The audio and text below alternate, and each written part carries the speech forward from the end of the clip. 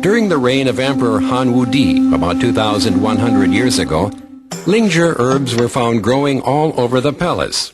Officials attributed this unusual sight to the merits and virtues of the emperor. It is said that his merits and virtues had touched heaven and earth to grant the growth of Lingzhi in the palace grounds.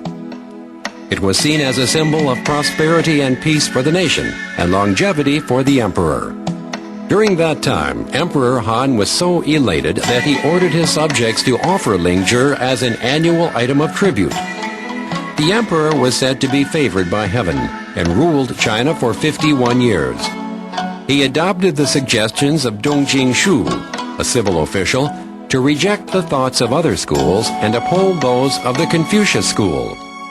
After that, Confucianism was officially named as the orthodox school of thought in the feudal society and was highly promoted by emperors and imperial officials.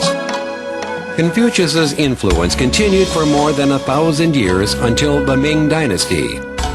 Dong Jingshu focused on the interaction between heaven and man, considering that the actions of man also have effects on heaven. If the emperor is wise and kind, heaven will show auspicious signs. So if Lingzhi is found in the palace, it means the emperor has moral integrity, which will bring about peace and prosperity, and he will thus rule as long as possible. Lingzhi, therefore, has been known as an auspicious herb and claimed by the ruling class for having a mysterious supernatural power.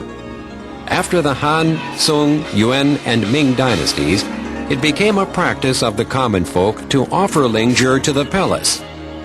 Civil and military officials, as well as peasants and laymen, were all looking for Lingzhi in the deep mountains and forests just to offer it to the emperor in order to win his favor.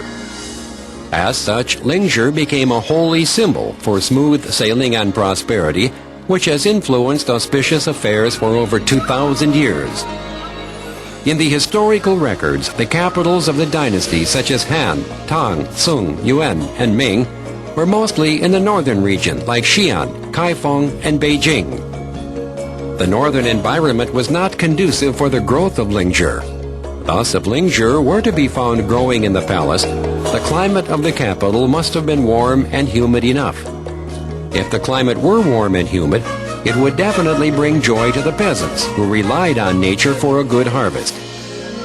This was how Lingzhi became the auspicious sign from heaven to mankind. After the ruling of the Emperor Han Wudi, Taoism renewed the legend of Lingzhi. Taoism focuses more on life and promotes immortality. Taoists believed that through practice and frequent consumption of Lingzhi, one could attain immortality. Lingzhi holds a significant position among the many herbs taken by the followers of Taoism.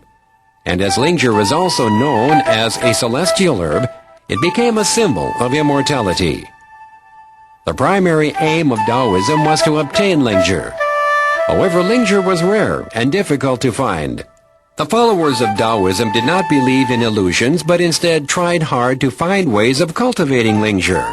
This led to much research being done on Lingzhi in ancient times. In the medical encyclopedia, Bencao Guangmu, an ancient medical practitioner, Li Shizhen in the Ming Dynasty, classified Lingzhi as a superior herb and grouped it into 6 categories by its color and form, namely green, purple, red, yellow, white, and black Lingzhi.